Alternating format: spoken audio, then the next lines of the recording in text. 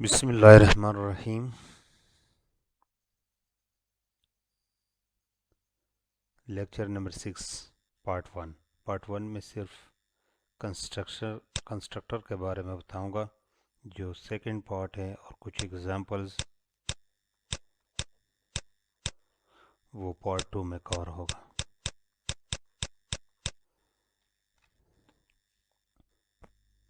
Constructors. A constructor is a member function that is automatically called when a class object is created. Constructor क्या है? Is a member function. ये member function है। Constructor क्या है? ये function है, class member function है। That is automatically called, जिसकी करेक्टरिस्टिक्स क्या है कि ये ऑटोमेटिकली कॉल्ड होता है when a class object is created. कब ये कॉल होगा ऑटोमेटिकली? जब क्लास की का ऑब्जेक्ट बनता है, जब मेमोरी में इनिशियलाइज होते हैं। A constructor is a member function that has the same name as the class name. इसकी और करेक्टरिस्टिक्स क्या है कि कंस्ट्रक्टर का जो नेम होगा वो सेम होगा एज क्लास नेम। जो क्लास नेम होगा कंस्ट्रक्टर का भी वही नेम होगा। It is automatically called when the object is created in memory और इंस्टेंशिएटेड, या जब वो इनिशियलाइज होते हैं। The constructor function header look different than that of a regular member function. Constructor जो फंक्शन है उसका हेडर थोड़ा सा डिफरेंट होगा दूसरे रेगुलर फंक्शन से। There is no return type. Constructor जो फंक्शन है उसमें क्या होगा? रिटर्न टाइप नहीं होगा। नॉट इवन void, यानी void भी यूज नहीं होगा। This is because constructor are not executed by explicit function call. क्योंकि इसको हम एक्सप्लिसिट या हम खुद उसको कॉल नहीं करते, बल्कि ये ऑटोमेटिकली कॉल होगा कब? जब क्लास ऑब्जेक्ट बनता है। Constructor properties. कंस्ट्रक्टर की प्रॉपर्टीज क्या है? The name of a constructor is the same as class name. Constructor function जो है उसका नेम सेम होगा एज क्लास नेम, जो क्लास नेम होगा। A constructor even though it is a function has no type. इसकी कोई return type नहीं होगी, हत्ता कि हम void भी नहीं लिख सकते हैं। अ class can have more than one constructor. एक क्लास में एक से ज़्यादा कंस्ट्रक्टर हो सकते हैं। मोर देन वन कंस्ट्रक्टर हो सकते हैं। All constructor of a class have the same name. तमाम कंस्ट्रक्टर के जो क्लास ने जो कंस्ट्रक्टर्स नेम होंगे वो क्या होंगे? सेम, यानी जो क्लास नेम है। If a class has more than one constructor, अगर किसी क्लास में मोर देन वन कंस्ट्रक्टर्स हैं, the constructors must have different formal parameter list. तो उनका जो डिफरेंस होगा वो किस चीज़ पे होगा? जिस तरह हमने पढ़ा था पिछले कोर्स में, फंक्शन ओवरलोडिंग के एक नाम से अगर एक से ज़्यादा फंक्शंस होंगे तो उनका जो डिफरेंस होगा वो किस चीज़ की बुनियाद पे होगा? उनके पैरामीटर्स के बुनियाद पे होगा। कि या तो नंबर्स ऑफ पैरामीटर्स डिफरेंट हो, यानी एक में दो पैरामीटर, एक में तीन पैरामीटर, एक में कोई पैरामीटर नहीं, या जो पैरामीटर्स के टाइप्स है वो डिफरेंट हो। That is either they have a different number of formal parameter, या जो फॉर्मल पैरामीटर्स है उनका नंबर डिफरेंट होंगे। If a number of formal parameter is same then the data type of the formal parameter. फिर क्या different होगा? उनका data type या उनका ऑर्डर डिफरेंट होगा, यानी कम से कम एक पोजीशन में जो ना ऑर्डर डिफरेंट होगा। A constructor execute automatically when a class object enter it's scope. ये कब एग्जीक्यूट होगा? जब क्लास का ऑब्जेक्ट अपने स्कोप में एंटर होगा। अपने स्कोप में एंटर मीन्स कि जब वो मेमोरी में क्रिएट होते हैं तो फ़ौरन सबसे पहले क्या होगा? ऑटोमेटिकली जो कंस्ट्रक्टर फंक्शन है उसके अंदर जो कुछ होगा वो एग्जीक्यूट होगा। Because they have no types they can not be called like other function. दूसरे फंक्शंस की तरह कंस्ट्रक्टर्स हम कॉल नहीं कर सकते। Which constructor execute depends on type of values passed to the class object when the class object is declared। ये उस form में है कि अगर एक से ज़्यादा कंस्ट्रक्टर है तो फिर कौन सा कंस्ट्रक्टर एग्जीक्यूट होगा? तो जितने पैरामीटर आप ऑब्जेक्ट के साथ पास करेंगे तो उसी वक्त डिसाइड होगा, जिस तरह हम फंक्शन ओवरलोडिंग में हमने देखा है। Example, class demo, public demo. दूसरे फंक्शन जब हम डिक्लेयर करते क्लास के अंदर, पब्लिक के अंदर, तो हम लिखते थे void डिस्प्ले सेमीकोलन। अब इसमें डिफरेंस क्या है? इसमें दो डिफरेंस है। सिंपल कंस्ट्रक्टर इसमें दो डिफरेंस है। एक तो ये रिटर्न टाइप है नहीं, यहाँ पे तो कम से कम void था, यानी कोई रिटर्न वैल्यू रिटर्न नहीं करता, यहाँ पे मौजूद नहीं है। और दूसरी बात ये है कि इस फंक्शन का और इस क्लास के जो नेम्स है ये दोनों क्या हैं? ये दोनों सेम है, तो इसका मतलब है ये हमारे पास कंस्ट्रक्टर है। अब यहाँ पे हम कंप्लीट डिफिनेशन लिखते हैं। Demo class name, scope resolution operator, demo ये कंस्ट्रक्टर नेम है। Cout welcome to the constructor, simple constructor है जिसमें हम सिंपल प्रिंट करते हैं welcome to the constructor. A constructor purpose is to initialise an object attributes. Constructor का जो purpose है वो क्या है? अच्छा, कंस्ट्रक्टर का जो पर्पस है, मैंने बताया था कि कंस्ट्रक्टर का जो पर्पस है वो क्या है? अब इनिशियलाइज करना, ऑब्जेक्ट के एट्रीब्यूट्स को इनिशियलाइज करना। क्योंकि जब ऑब्जेक्ट क्रिएट होता है तो ऑब्जेक्ट के अंदर जो एट्रीब्यूट्स होते हैं, वेरिएबल्स होते हैं, उनमें कोई गार्बेज वैल्यूज होती है। अगर उनको आपने इनिशियलाइज करना हो तो उसके लिए आप कंस्ट्रक्टर यूज़ करते हैं। Because the constructor execute as soon as the object is created. क्योंकि कंस्ट्रक्टर जो है वो फ़ौरन ही एग्जीक्यूट होते हैं। It can initialize the object data member to valid values before those members are used by other codes। ये class है, class demo private A B दो वेरिएबल हैं। यहाँ पे मैं डेमो कंस्ट्रक्टर यहीं पे सारा लिखता हूँ, बाहर नहीं लिखता डेमो। अब ये जो है ये कंस्ट्रक्टर है, क्योंकि इसका नाम, इस फंक्शन का नाम और क्लास नेम ये दोनों सेम है। और दूसरा पहचान क्या है कि यहाँ पे कोई टाइप मैंने मेंशन नहीं किया। यहाँ पे अगर आपने टाइप कोई मेंशन किया तो आपको एरर मिलेगा। इस कंस्ट्रक्टर के अंदर मैं सिंपली ए की वैल्यू 10 असाइन करता हूँ और बी को वैल्यू असाइन करता हूँ 20। ये वैल्यू मैं इनिशियलाइज कर रहा हूँ। तो क्लास इंट मैन फंक्शन में मैं क्या करता हूँ? सिंपली ऑब्जेक्ट क्रिएट करता हूँ डेमो क्लास की ऑब्जेक्ट का एक ऑब्जेक्ट में क्रिएट करता हूँ ओबीजे डेमो1। तो डेमो1 जैसे ही ये ऑब्जेक्ट क्रिएट होगा ये कंस्ट्रक्टर ऑटोमेटिकली कॉल्ड होगा। तो इस ऑब्जेक्ट के दोनों वैल्यूज़ क्या होंगे? इनिशियलाइज होंगे। ए को वैल्यू मिलेगी 10 और बी को वैल्यू मिलेगी 20। इस तरह जब मैं एक दूसरा ऑब्जेक्ट बनाता ओबीजे डेमो2 तो एक और ऑब्जेक्ट बनेगा, उनके भी वही वैल्यू इनिशियलाइज हो जाएंगे। अब अगर आप वैल्यू इनिशियलाइज नहीं करते तो ये एक क्लास है डेमो इंट ए बी, इसमें सिंपल मैं दो फंक्शंस लिखता हूँ। इसमें कोई कंस्ट्रक्टर नहीं है, सेट वैल्यूज़ फंक्शन। इसमें दो पैरामीटर पास होते हैं एक्स वाई, और वो एक्स वाई की ए और बी में वैल्यू असाइन होंगे, और एक डिस्प्ले, और फिर ए और बी की वैल्यू मैं डिस्प्ले कर रहा हूँ। तो इंट मेन फंक्शन में मैं डेमो ओबीजे डेमो एक ऑब्जेक्ट क्रिएट कर रहा हूँ। अब यहाँ पे कोई कंस्ट्रक्टर नहीं है, सिंपल मेथड्स है। इन मेथड्स को एक्सप्लिसिटली यानी हमने खुद कॉल करना है। तो ओबीजे डेमो सेट वैल्यूज़, तो सेट वैल्यूज़ में 20 और 30 में पास करता हूँ। 20 मिल जाएगा एक्स को और ये 30 वैल्यू ये मिल जाएगी वाई को। तो यहाँ पे एक्स की वैल्यू ए को असाइन होगी और 30 जो वैल्यू है वो बी को असाइन होगी। उसके बाद में ओबीजे डेमो डॉट डिस्प्ले इस मेथड को कॉल कर रहा हूँ। तो इस मेथड को जब मैं कॉल करूँगा तो यहाँ पे ए और बी की वैल्यूज़ डिस्प्ले हो जाएगी। ये तो प्रॉपर तरीके से हमने दोनों मेथड्स, पहले वैल्यू सेट की फिर हमने वैल्यूज़ डिस्प्ले की। अब एक और एग्जांपल है, सेम फंक्शन है, सेम क्लास है जो पिछले एग्जांपल में मैंने बताया था, लेकिन यहाँ पे मेन फंक्शन में थोड़ा सा डिफरेंस है। Demo class name class object, यहाँ पे मैंने गलती से या जानबूझ के जो भी आप कहें, मैंने ये जो मेथड है मैंने ये फंक्शन कॉल नहीं किया। सेट वैल्यूज़ जो फंक्शन है या इस मेथड को मैंने कॉल नहीं की, तो मैंने डायरेक्ट ओबीजे डेमो डिस्प्ले इस मेथड को मैंने कॉल किया।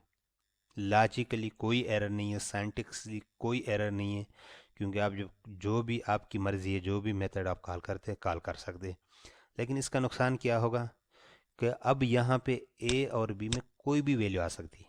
ये G V means garbage value, G V मैंने शॉर्टकट लिखे हैं, कोई भी गार्बेज वैल्यू।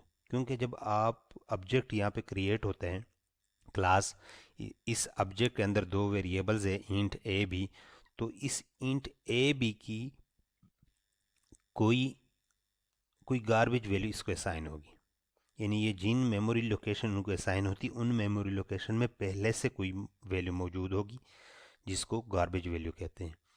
तो अब जब आप बड़े प्रोग्राम सॉफ्टवेयर बनाते हैं तो उसमें ये गलतियां हो सकती है। तो आप अगर चाहते हैं कि अगर कोई इस तरह भी करे फिर भी इनकी कोई इनिशलाइज वैल्यू हो, आप चाहते हो कि उनमें कोई गार्बेज वैल्यू ना हो, जब क्लास ऑब्जेक्ट बनते हैं तो उनके वेरिएबल्स को, जो इंटीजर या न्यूमेरिक वेरिएबल है उसको ज़ीरो असाइन हो, जो स्ट्रिंग वेरिएबल हो उसको एम्प्टी स्ट्रिंग, कोई इस तरह आप इनिशलाइज करना चाहते हैं, तो फिर आपने क्या यूज़ करना है, फिर आप कंस्ट्रक्टर यूज़ करते हैं। अब यहाँ पे दो ये मेथड्स हैं, मेंबर फंक्शंस हैं, और एक ये मेंबर फंक्शन है, ये भी बेसिकली मेंबर फंक्शन है, लेकिन ये स्पेशल मेंबर फंक्शन है जिसको कंस्ट्रक्टर कहते हैं। ये कंस्ट्रक्टर है। इस कंस्ट्रक्टर में मैं सिंपली क्या करता, A equal to B equal to C, ये इक्वलेंट है A equal to zero and B equal to zero. इसका मतलब है ए इक्वल टू ज़ीरो और बी इक्वल टू, दोनों की वैल्यूज़ में क्या करता हूँ, ज़ीरो। तो डेमो ओबीजे डेमो, जब ये ऑब्जेक्ट यहाँ पे क्रिएट होता है मेमोरी में, तो सबसे पहले ये कंस्ट्रक्टर एग्जीक्यूट होगा।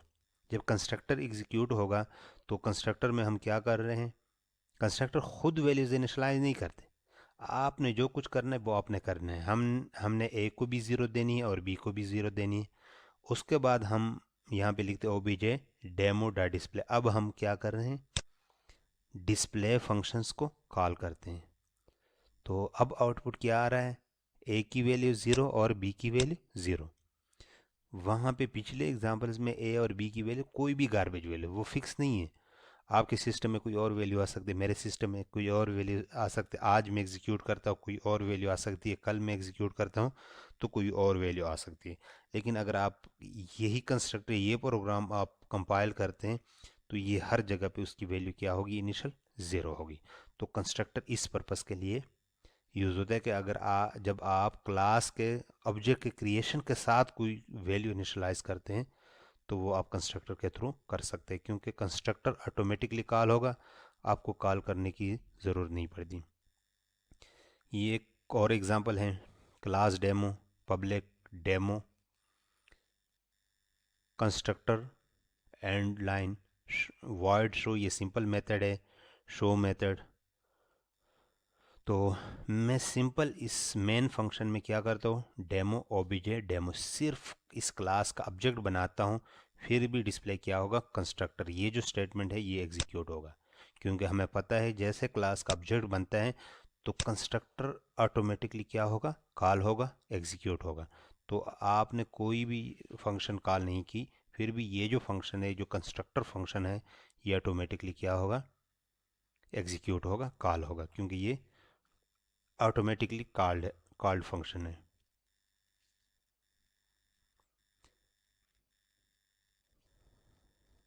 हाँ, अगर मैं डेमो ओबीजे इसके साथ, इस ऑब्जेक्ट के क्रिएशन के साथ कंस्ट्रक्टर एग्जीक्यूट होगा, और इसके साथ में इस फंक्शन को एक्सप्लिसिटली मैं खुद कॉल करता हूँ, तो फिर ये दोनों स्टेटमेंट्स एग्जीक्यूट हो, कंस्ट्रक्टर एंड शो मेथड। अब इस शो मेथड को इस कंस्ट्रक्टर के ऊपर आप डिस्प्ले नहीं कर सकते, क्योंकि ये ऑटोमेटिक कॉल्ड है। इस शो मेथड को इस ऑब्जेक्ट के क्रिएशन से पहले आप कॉल नहीं कर सकते, और पहले क्या होगा, ऑब्जेक्ट क्रिएट होगा, तो ऑब्जेक्ट के क्रिएशन के साथ ही कंस्ट्रक्टर कॉल होगा। तो कम से कम ये जो हो, ये सबसे ऊपर होगा कंस्ट्रक्टर, फिर यहाँ पे सेकंड नंबर पे ये मेथड कॉल होगा। तो यहाँ पे क्या शो होगा, show method. Default constructor, default constructor का क्या मतलब है, a default constructor is a constructor that takes no argument like regular function. Constructors may accept arguments बाकी कंस्ट्रक्टर्स जो है वो आर्गूमेंट्स एक्सेप्ट भी कर सकते हैं। हैव डिफ़ॉल्ट आर्गूमेंट भी हो सकते हैं। डिफ़ॉल्ट आर्गूमेंट और डिफ़ॉल्ट कंस्ट्रक्टर में डिफरेंस हैं। एंड भी और लोडेड, और कंस्ट्रक्टर्स और लोड भी हो सकते हैं। फंक्शन और लोडेड की तरह कंस्ट्रक्टर्स भी और लोड हो सकते हैं। If you write a class with no constructor whatever, when the class is compiled, C++ will automatically write a default constructor that does nothing. अगर आप किसी क्लास में कंस्ट्रक्टर को में नहीं लिखते तो सी प्लस प्लस का जो कंपाइलर है वो ऑटोमेटिकली कंपाइलर ऐड करते हैं। फर्स्ट आप कोई क्लास लिखते हैं, क्लास ए, उसमें कोई प्राइवेट मेंबर लिखते हैं और उसके बाद पब्लिक फंक्शंस लिखते हैं। तो आप कोई भी कंस्ट्रक्टर नहीं लिखते, जिस तरह हम पिछले जो लेक्चर्स है उसमें हम सिंपल क्लास डिक्लेयर करते हैं। तो सी प्लस प्लस का जो कंपाइलर है आपके सोर्स कोड में नहीं, ऑब्जेक्ट कोड में एक डिफ़ॉल्ट कंस्ट्रक्टर ऐड करेगा। डिफ़ॉल्ट कंस्ट्रक्टर क्या होगा? ए कंस्ट्रक्टर ब्रैकेट, ब्रैकेट में कुछ नहीं होगा, कंस्ट्रक्टर दैट डज नथिंग, यानी वो कोई चीज़ परफॉर्म नहीं करेगा, कोई इनिशियलाइजेशन नहीं करेगा, लेकिन डिफ़ॉल्ट कंस्ट्रक्टर क्या करेगा? उसमें ऐड करेगा।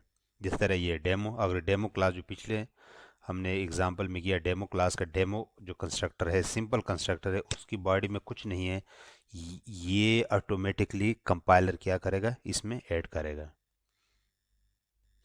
अच्छा, ये भी डिफ़ॉल्ट कंस्ट्रक्टर है। अगर आप किसी क्लास में कोई कंस्ट्रक्टर आप खुद लिखते हैं और उसमें सिंपल इस तरह कंस्ट्रक्टर लिखते हैं जिसके में कोई आर्गुमेंट ना हो और यह उसकी बॉडी लिखते हैं, तो इसको भी डिफ़ॉल्ट कंस्ट्रक्टर कहते हैं।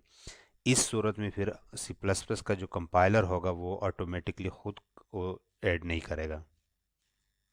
इन्वोकिंग अ कंस्ट्रक्टर, कंस्ट्रक्टर का इन्वोकिंग जो है, when a class object is declared a constructor is automatically executed.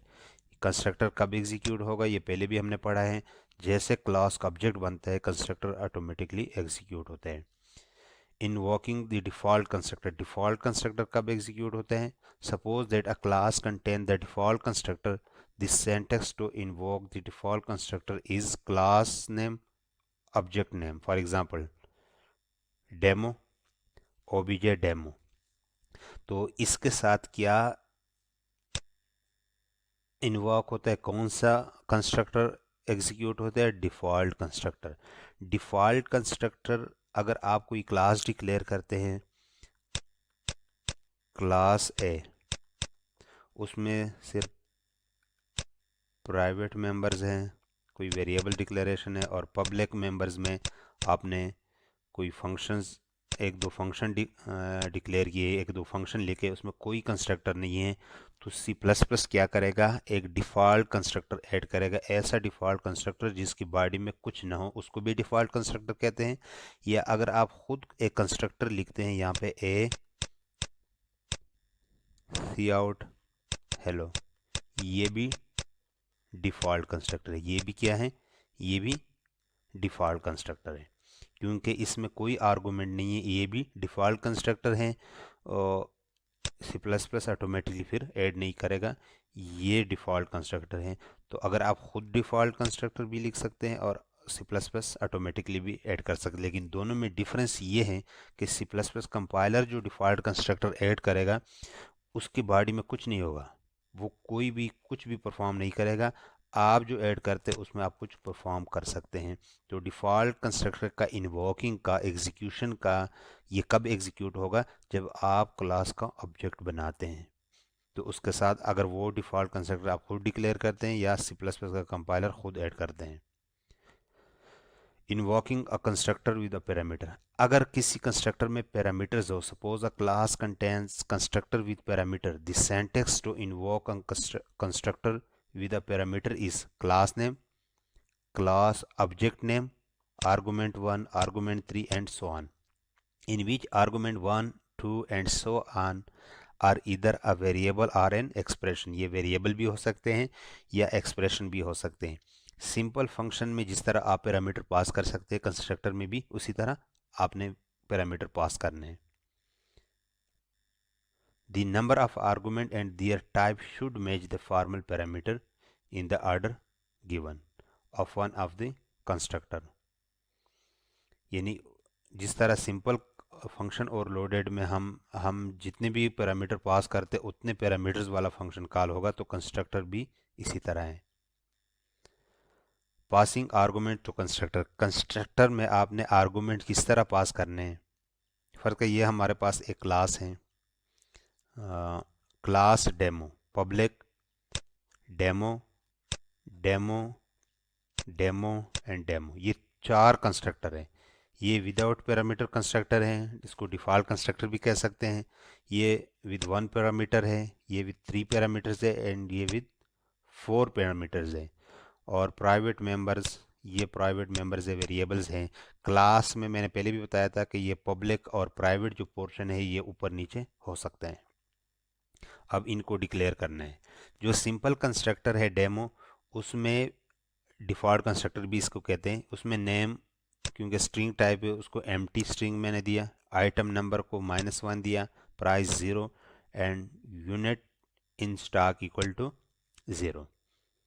और जो विद 1 पैरामीटर है, और 1 पैरामीटर क्या है, स्ट्रिंग, वो नेम को वो स्ट्रिंग असाइन करता हूँ, बाकी उसी तरह -1 0 एंड 0। और जो 2 पैरामीटर के साथ 3 पैरामीटर के साथ स्ट्रिंग, ये n इसको असाइन कर रहा हूँ, ये जो वैल्यू पास होगी ये इसको और ये इसको। 4 पैरामीटर वाला कंस्ट्रक्टर जो है वो जब कॉल होगा तो हर पैरामीटर यहाँ पे वेरिएबल को वैल्यू असाइन होगी। अब कॉल करने का तरीका क्या है, डेमो obj1, obj1 ऑब्जेक्ट जब क्रिएट होगा तो यहाँ पे पहले इन्वोकिंग डिफ़ॉल्ट कंस्ट्रक्टर, तो इसके साथ डिफ़ॉल्ट कंस्ट्रक्टर, ऐसा कंस्ट्रक्टर कॉल होगा जिसमें कोई पैरामीटर ना हो, तो वो है हमारे पास ये वाला कंस्ट्रक्टर।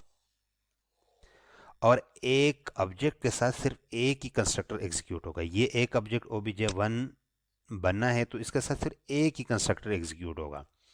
और वो हालांकि क्लास में 4 कंस्ट्रक्टर है, लेकिन वो यहाँ पे मेंशन हो, यहाँ पे वो डिसाइड करेगा कि मैंने कौन से कंस्ट्रक्टर को कॉल करना है।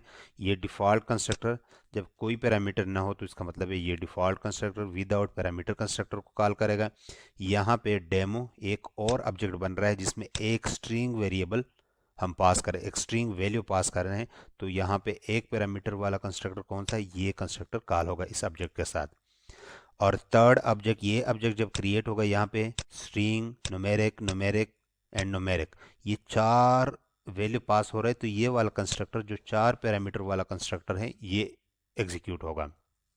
और लास्ट ऑब्जेक्ट के साथ 3 पैरामीटर पास हो रहे हैं, तो इसके साथ ये वाला कंस्ट्रक्टर एग्जीक्यूट होगा। यानी एक ऑब्जेक्ट के साथ एक ही कंस्ट्रक्टर एग्जीक्यूट होगा, और वो पैरामीटर ही पे डिपेंड करता है कि कौन सा कंस्ट्रक्टर कॉल करना है। बाकी जो रूल्स है वो फंक्शन ओवरलोडेड की तरह हैं।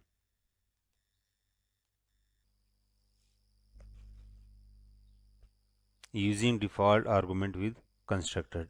अब है डिफ़ॉल्ट आर्गूमेंट्स। पिछले जो हमने पढ़ा था वो था default constructor. Default constructor different चीज़ है। ऐसा कंस्ट्रक्टर जिसमें कोई पैरामीटर पास ना, उसको डिफ़ॉल्ट कंस्ट्रक्टर कहते हैं। Default arguments with constructor, constructor के साथ डिफ़ॉल्ट आर्गूमेंट वाला कंस्ट्रक्टर कौन सा होता है, लाइक अदर फंक्शन कंस्ट्रक्टर में हैव डिफ़ॉल्ट आर्गूमेंट, कंस्ट्रक्टर के भी डिफ़ॉल्ट आर्गूमेंट हो सकते हैं। Default arguments are pass to parameter automatically if no argument is provided in the function call.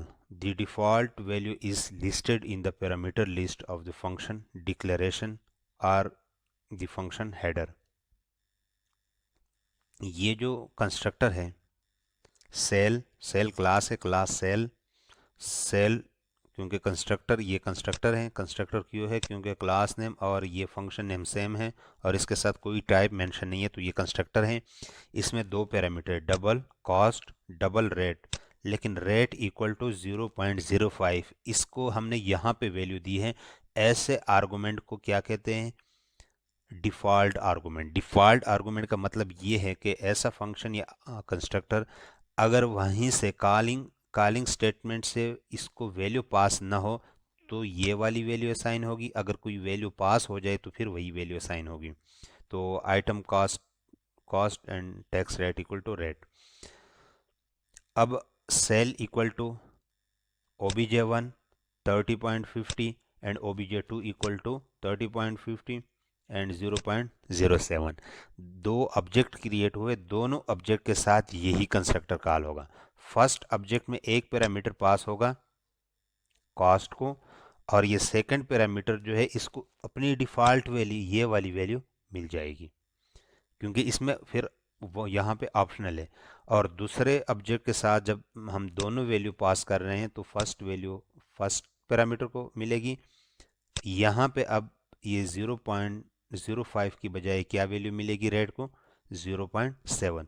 तो डिफ़ॉल्ट आर्गुमेंट का मतलब है कि अगर वहाँ से वैल्यू पास हो गई तो ठीक है, नहीं तो इसकी अपनी वैल्यू मिलेगी। ये ऑप्शनल है, यहाँ पे देखिए, यहाँ पे कोई मसला नहीं आएगा।